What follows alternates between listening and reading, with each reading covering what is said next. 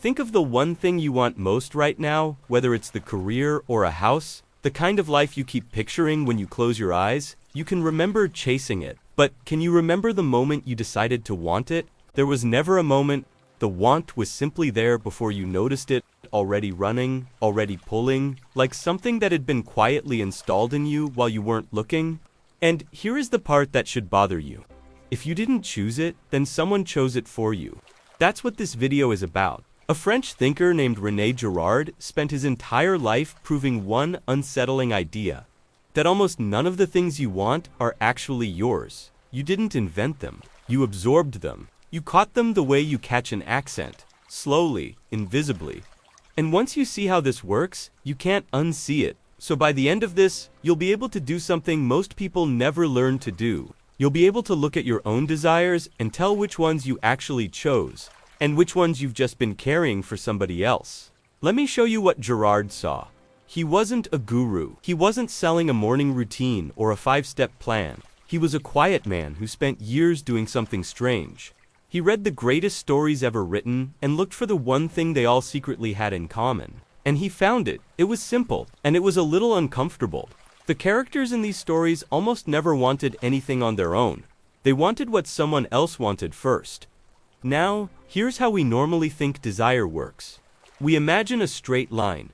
There's you on one end, there's the thing you want on the other, a clean arrow pointing from you to the object, me, and the thing. That's it. Girard said no. That picture is missing someone. There is always a third point hiding inside it. Standing quietly between you and the thing you want, there is a person. Girard called them the model. Someone who wanted it before you did, and just by wanting it, showed you that it was worth wanting in the first place. So desire is not a line, it's a triangle. You, the model, and the thing. And the model is the one secretly running the whole show. That's the whole theory in one shape. He called it mimetic desire. Mimetic, from the same root as mimic. We desire by imitation. We don't decide what's valuable on our own. We look around to see what others are reaching for, and we reach for that. And before you push back, before you say, no, I know what I want. I chose my own life. Don't take my word for any of this. Look at trends.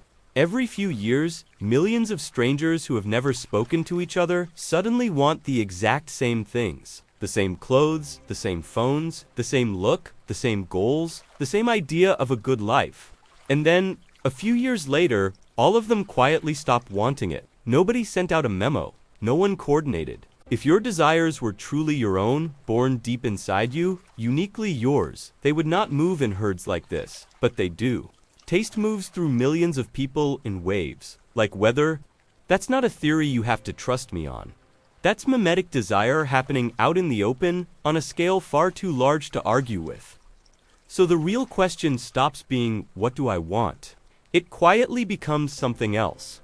Where did this want come from? If our small tastes move in herds, the clothes, the gadgets, the styles, then what about the big things, the career, the marriage, the whole shape of the life you've built? What if those were borrowed too, just wrapped in better reasons? Look at the careers people fight hardest to get. Certain jobs pull in floods of applicants, far more than the actual day-to-day work could ever explain. People aren't lining up because they studied the real hours, the real stress, the quiet boredom of the role. They're lining up because the job is hard to get, and because everyone else is reaching for it. The competition itself becomes the proof that it must be worth having. It's the same with places. A neighborhood gets called desirable, mostly because other people want to live there. The wanting is the value. The demand is the appeal. But here's the part that's almost impossible to argue with. Watch what happens when everyone finally gets the thing. The piece of technology that once marked you as ahead of everyone else, the second it's in every pocket on the street, the wanting drains right out of it.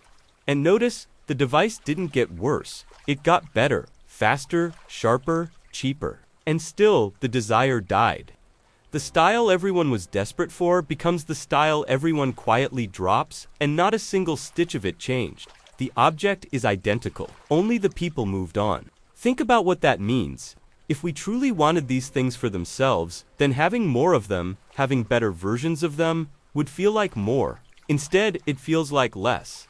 The closer you get, the more it fades. That only makes sense if you were never really chasing the object at all. You were chasing the distance between you and the people who had it. Close that distance and the desire has nothing left to feed on. And that is a heavy thing to realize, because it means a person can spend 20-30 years building a life that looks complete from the outside, the right job, the right house, the right boxers, ticked, and still feel like a guest inside their own life, because the blueprint was never theirs. It was drawn quietly, by other people's wanting. We usually assume that not knowing what we want means we don't know ourselves well enough. But maybe it's the opposite. Maybe that confusion is the most honest thing in you. A quiet signal that the wants you've been carrying were never really yours to begin with. So where do these borrowed desires actually come from? Who are these models? These people we copy without noticing? Let's start with the gentlest kind. The ones that don't hurt. The distant model, the imitation that feels harmless. The first kind of model is far away. It's the person you admire from a distance. The famous founder, the athlete, the voice in your headphones who built the life you want. You watch them, and without deciding to, you start wanting what they have. Their discipline, their freedom, their version of success. Girard had a name for this. He called it external mediation, a heavy phrase for a simple idea. The model is far above you or far away from you, and you'll almost certainly never meet them. So copying them feels clean, even noble. You call it inspiration, a role model, someone to look up to, and there's nothing wrong with it. This is how humans have always learned, by watching someone ahead of us and reaching toward them. The apprentice copies the master, the child copies the parent, the student copies the teacher they admire. At this distance, there's no conflict. You can want everything the famous person has and never once feel like you're in a fight with them. You're down here, they're up there. The gap is so wide, it feels safe. So this kind of copying is gentle, it lifts you. The real trouble, begins the moment the person you're copying is no longer far away, the moment they're standing right next to you. The close model when admiration turns into rivalry. Here's something most people get exactly backwards. You don't lie awake burning over the billionaire on the magazine cover. You're not eaten alive by envy of a movie star. They're too far away. They don't threaten you. What actually gets under your skin is the coworker who got the promotion you wanted. The friend whose life suddenly, quietly, started looking better than yours. The person you went to school with, who was right beside you at the same starting line, and somehow pulled ahead. Girard saw this clearly. When the model comes close, when they live in your world, run in your circle, stand at your level, imitation curdles into something else. It turns into rivalry. He called this internal mediation. The model is now inside your world, not above it. And suddenly, their wanting feels like a threat to yours. This is the uncomfortable truth about envy. We reserve our sharpest envy not for people who are nothing like us, but for the people who are most like us. The nearer someone is to your own life, the more their success stings, and the more their wants start to feel like a challenge you have to answer. So, you start competing. Maybe you don't even admit it to yourself. The friend buys a house and suddenly you urgently need one too, on a timeline that came out of nowhere. The rival at work lands the win, and your own job, which was fine yesterday, now feels small and sour, even though nothing about it actually changed. And here is the trap waiting at this level.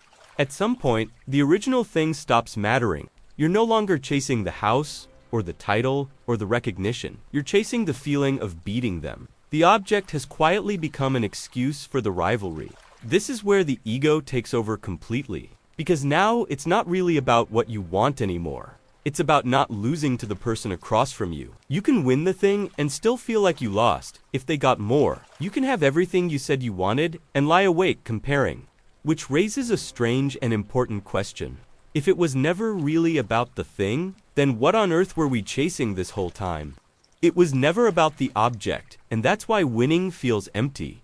Here is the deepest part of what Girard found, and it's the part that explains the emptiness you may have already felt in your own life. Underneath the wanting, we are not actually after the object, not the car, not the title, not the house. What we're really reaching for is the being of the person who has it. We look at the model and we sense wrongly, but powerfully, that they possess some fullness we're missing. Some inner solidity, some sense of being complete that we don't have. And we come to believe that the object is the door to it, Get the thing, and you'll finally feel the way they seem to feel. Girard called this metaphysical desire. It's the quiet belief that someone else has a richer way of existing than you do, and that you can buy your way into it through the things they have.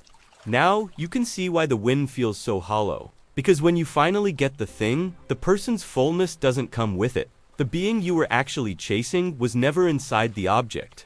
So there you are, holding it at last, and you're still just you. Same fears, same restlessness, same quiet ache. And so, the moment tastes like nothing. You climbed the whole ladder. You reached the top, and you found that the view you wanted was always coming from someone else's window. That's why the dream job can feel like an ordinary Tuesday by the third week. That's why the thing you saved for years to buy gives you about a weekend of joy before the wanting moves somewhere new. It was never the object that was going to fill you. It was a feeling no object has ever contained. And this is the heart of the whole trap. You can spend your entire life chasing the being of other people, one object at a time, one rivalry at a time, and never once notice that the thing you're hungry for can't be bought, won, or owned. Now take everything we've just said, the models, the rivalry, the borrowed wanting, and imagine multiplying it by 1,000, because that is exactly what we've done to ourselves, and most of us walk straight into it the second we wake up. The desire factory, why social media quietly rewrites what you want?